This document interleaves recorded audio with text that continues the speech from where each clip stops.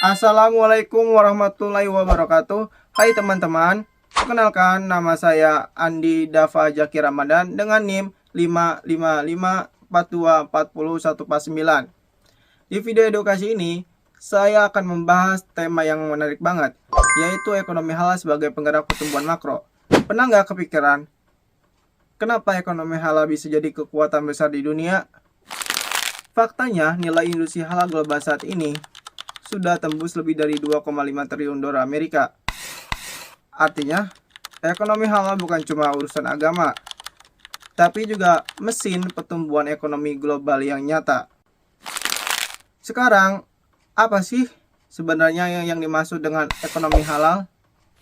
Sederhananya, ekonomi halal adalah seluruh aktivitas ekonomi yang sesuai dengan prinsip syariah, bebas dari riba, gharar, penipuan, dan hal-hal yang diharamkan.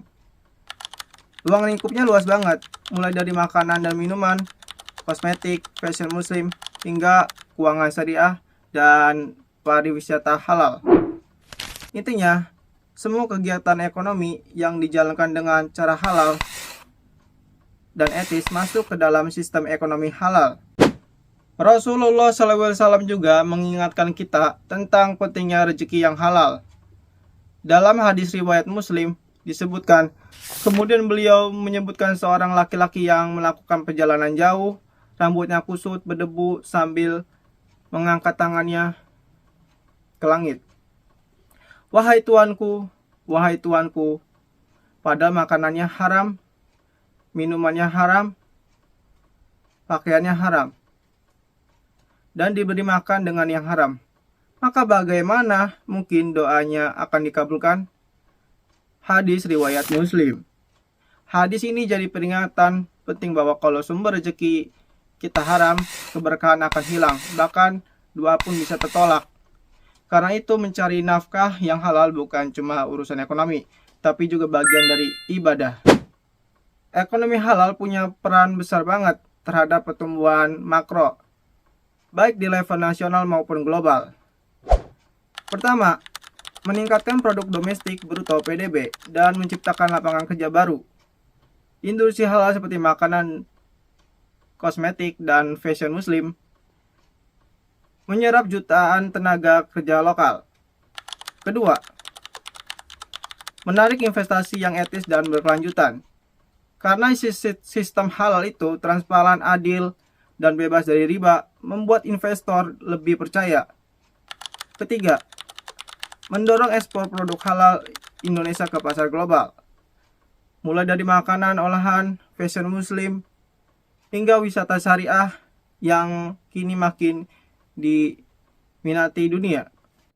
Nah, di Indonesia sendiri, pemerintah juga sudah serius banget mengembangkan ekonomi halal. Melalui Master Plan Ekonomi Syariah Nasional 2019 sampai dengan 2024, Indonesia menargetkan diri sebagai pusat ekonomi halal dunia. Program ini mencakup penguatan UMKM halal, sertifikat produk halal, dan pengembangan industri kreatif berbasis syariah. Jadi, ekonomi halal bukan cuma kewajiban agama, tapi juga strategi besar untuk membangun pertumbuhan ekonomi yang adil dan berkelanjutan di Indonesia. Selain dampak ekonomi halal juga membawa dampak sosial dan spiritual yang besar. Ketika masyarakat berbisnis dan bekerja dengan cara yang halal, uang yang berputar dalam perekonomian jadi bersih dan penuh keberkahan. Kepercayaan antar pelaku usaha tumbuh, keadilan sosial meningkat, dan masyarakat hidup lebih tenang dan sejahtera. Jadi, keberhasilan ekonomi dalam Islam bukan cuma diukur dari angka atau keuntungan, tapi dari seberapa besar manfaat dan keberkahan yang dirasakan oleh semua orang. Jadi, kesimpulannya adalah, ekonomi halal adalah penggerak utama pertumbuhan makro yang kuat, adil, dan bermoral. Kalau dijalankan dengan benar, ekonomi halal bisa bikin Indonesia tumbuh besar. Bukan cuma dari sisi materi, tapi juga dari sisi spiritual dan keberkahan. Mari kita mulai dari diri sendiri dengan memastikan rezeki yang kita cari, konsumsi, dan gunakan benar-benar halal. Wassalamualaikum warahmatullahi wabarakatuh.